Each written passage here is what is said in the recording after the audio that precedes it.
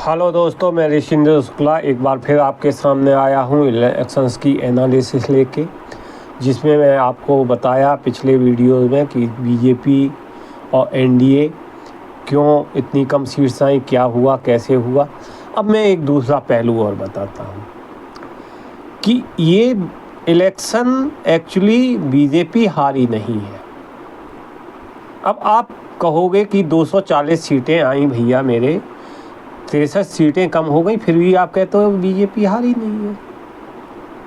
तो नहीं, हारी नहीं है, घायल हुई है, डिफीट नहीं कह सकते, बैक आई है। शतरंज के मोहरे जैसे बैक होते हैं ना अगली चाल चलने के लिए, वैसे बैक जनता ने करा है, ताकि आप अगली बार आपके अंदर एगोरेंसी ना हो, एगोरेंट ना हो आपके पीपुल गलत सलत बयानबाजी ना करें, आपके साथ जुड़े हुए पत्रकार भ्रामक तरीके से अपनी बीजेपी की वो ना करें, दूसरे लोगों को ज़्यादा वेटेज ना दें। जैसे इस इलेक्शन में एक यूट्यूबर है ध्रुव लाठी जी अच्छे वीडियो बनाते थे, नॉलेज वाले वीडियो बनाते थे, लेकिन अभी कुछ पिछले 6-7 महीनों से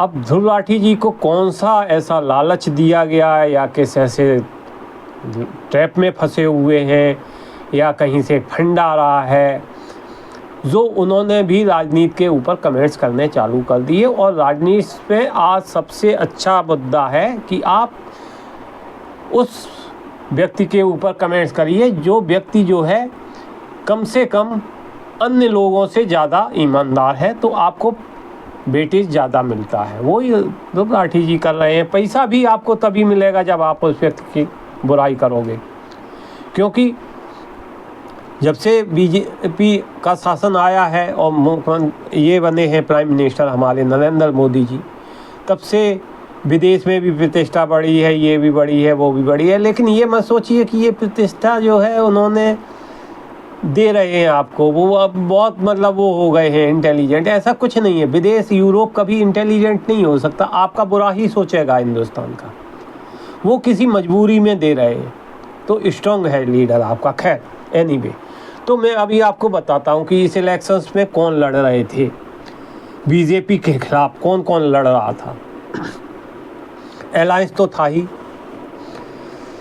तो न्यूज़ चैनल में थे अल जजीरा, NYT, WSI, BBC जैसे लोग थे।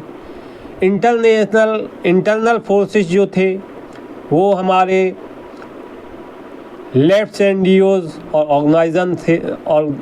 ऑर्गेनाइजेशंस थी। एक्सटर्नल एजेंसीज में जॉर्ज सोरोस का नाम आया था और उसके अलायंस थे, एसोसिएशंस थी बाकी की। इसके बाद एक फोर्ड फाउंडेशन 1936 में स्टेबल हुई थी, जो कि जनरली करती क्या है कि ये injustice, strengthen democratic values, promote international cooperation and advance human achievement, इन सब के बारे की चिंता करती है। तो ये भी रिकॉग्नाइज्ड एजेंसी थी, लेकिन ये एनडीए के खिलाफ काम कर रही थी। ओमिडीआर एक है, ये रोथशील्ड आप जानते होंगे, अगर इसके बारे में नहीं जानते हो इसका भी मैं लेके आऊँगा। रोथशील्ड जैसे मान लीजिए कि दुनिया की पूरी अर्थव्यवस्था को कुछ 7 घराने काम करते हैं, उनमें से एक ये है। ये लोग इतने तक हैं कि प्रथम विश्व युद्ध की मैं बात करूँगा, जो कि मैं आगे आने वाले दिनों में करता हूँ इनकी हिस्ट्री के बारे में बताने के लिए। चाइल्ड इनकी क्या भूमिका रही। खैर, दूसरा जो है national endowment for democracy, NED भी थी इसमें शामिल। कंट्रीज़ की बात करें तो इसमें कंट्रीज़ USA भी है, यूएसए किसी का भला नहीं करता, मैं आपको बता दूं ये बात। ये जो हमारे वो हैं, ये इंटरेस्ट के ऊपर चल रहे हैं रिलेशंस जो भी चल रहे हैं, उससे हमारा इंटरेस्ट है, हमें उससे इंटरेस्ट है। क्योंकि चाइना को काउंटर करने के लिए इंडिया की ज़रूरत पड़ेगी, और चाइना इस समय जो है अमेरिका से आगे चल रहा है। आगे आने वाले दिनों में अमेरिका फ्लॉप होने वाली है, आप ये समझ लीजिए। यूके है, कनाडा है, चाइना फंडेड डीप स्टेट्स हैं। इसके अलावा आप देखो तो वायर है, ऑल्ट है, स्क्रॉल है, टीने है, मकतूब है, न्यूज़ लॉन्ड्री है, न्यूज़ क्लिक।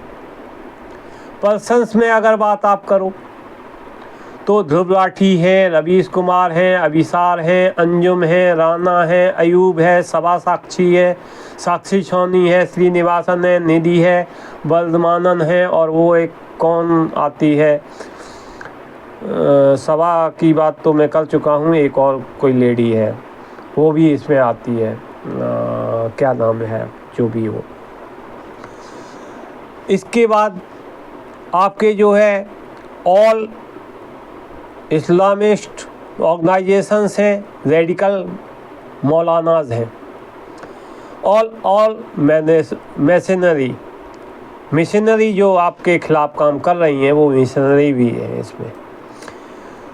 इसके बाद आप आइए, आपने क्या किया, आपने प्रमोट किया आयुर्वेद को, आपने प्रमोट किया जेनेटिक दवाइयों को, आपने प्रमोट किया सस्ते साधन लाने के लिए मेडिकल। तो बिग फार्मा लॉबीज़ भी आपके खिलाफ है। आपने अपना एक वैक्सीन बनाई तो फाइज़र भी आपसे नाराज़ है। अब बॉलीवुड तो प्रतिष्ठित लोग हैं ना, वहाँ लोग उनकी बात मानते हैं, इन्फ्लुएंस्ड हैं, और उनके भी फैन फॉलोइंग है, ये तो मानिए आप। कुछ लेफ्ट लीनिंग बॉलीवुड लॉबीज़ भी हैं। अब कौन है कौन नहीं है वो तो आपको सोचना पड़ेगा। हमारे लिए तो वो फिल्म स्टार हैं, देश के स्टार हैं, देश का नाम रोशन कर रहे हैं। हम तो आम पब्लिक हैं, हम तो नाम ले नहीं सकते और लेंगे भी नहीं, हमें लेना भी नहीं चाहिए। इसके बाद नेशनल हेराल्ड जैसे लोग हैं, HT है, TOL है, DB है। इसके अलावा कुछ आपकी इंस्टीट्यूशंस भी हैं जिसमें JNU है, AMU है, अलीगढ़ मुस्लिम यूनिवर्सिटी, AISA है, NSUI है, SDF है। तो अब आप ये बताइए, इसके अलावा वो ISA, पैलेस्टाइन के लोग, CIA, ये तो आपके पीछे क्या हर कंट्री के पीछे पड़े रहते हैं। जो भी अच्छा काम करती है, अच्छा तो आप अच्छा काम कर रहे थे, ये लोग पीछे पड़े हुए, कोई नहीं, इससे कोई फ़र्क नहीं पड़ता। लेकिन ये सब थे, इनके खिलाफ आपको एक स्ट्रेटजी अपनानी चाहिए थी। लीडर NDA मतलब मैं कहना चाहिए मुख्य सत्ता पक्ष का जो लीडर है वो है नरेंद्र मोदी जी और उनके अमित शाह जी पार्टी। तो इनको इसका संज्ञान लेना चाहिए। अगर ये संज्ञान नहीं ले पाए हैं तो ये कहीं ना कहीं फ्लॉप हुए हैं, और अगर इन्होंने पूरा इसका संज्ञान लिया है और फिर भी फ्लॉप हुए हैं तो बेदरघाट हुआ है, और इनके कुछ नेताओं की उसके बदौलत हुआ है। तो इसलिए मेरा कहने का मतलब ये है कि never forget the Lok Sabha 2024 election where never BJP versus Congress और NDA alliance, what these all elements are also involved in that conspiracy. ये लगातार पिछले 10 साल से चाह रहे हैं कि मोदी को हटना चाहिए, ये PM नहीं रहना चाहिए, क्योंकि इन्हें लोचर पुचल PM चाहिए होता है। क्योंकि इनकी महत्ता तभी होगी जब लोचर पुचल प्राइम मिनिस्टर होगा इंडिया का, इनके लिए काम करेगा। तो despite of all effort, planning, strategies and billions of funds, you have not allowed them to succeed in their sinister plan. क्योंकि वो जानते हैं कि मोदी के नेतृत्व वाली गवर्नमेंट इनको अपनी प्लानिंग से, अपनी रणनीतियों से और बिलियंस का फंड देने वाली पार्टी इनके पाप कर्मों को सफल करने में कभी भी इनकी सहायता नहीं कर सकती। सो ये इलेक्शंस बीजेपी ने नहीं लड़ा है, बीजेपी ने लड़ा है, लेकिन इसके खिलाफ एनडीए ने नहीं लड़ा है, इंडी गठबंधन ने नहीं लड़ा है। ये सारे और भी एजेंसीज थी जो ये चाहती थी कि बीजेपी को पावर नहीं आनी चाहिए, और हमारे लोगों ने इसका कोई विरोध नहीं किया। मेन चीज़ यही है कि कोई भी नेता, कोई भी लीडर, चाहे वो कांग्रेस का हो, चाहे सत्ता पक्ष का हो, चाहे विपक्ष का हो, समय समय पर ये मैंने देखा है, देश के लिए काम नहीं करते साहब, अपनी पार्टी के लिए काम करेंगे। देश भाड़ में गया, देश पे तो शासन करने के लिए आए हैं। पहले अंग्रेज करते थे, पहले मुगलों ने किया, फिर अंग्रेज़ों ने किया, फिर आपके अपने लोग खुद कर रहे हैं।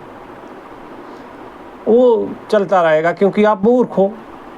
ठीक है, घर से निकलोगे नहीं वोट डालने के लिए, कहोगे साहब बहुत गर्मी है। अरे गर्मी में जब तुम्हारा खुद का काम आता है, अगर कहीं मैं कह दूं कि तुम्हें यार कितनी भी गर्मी हो, पैदल तुम्हें दौड़ते हुए आना पड़ेगा, मैं तुम्हें 10 लाख 1 करोड़ रुपया देता हूँ, साला आदमी वहीं पहुँच जाएगा। तो गर्मी में बहाना है, आप मूर्ख हो बेसिकली।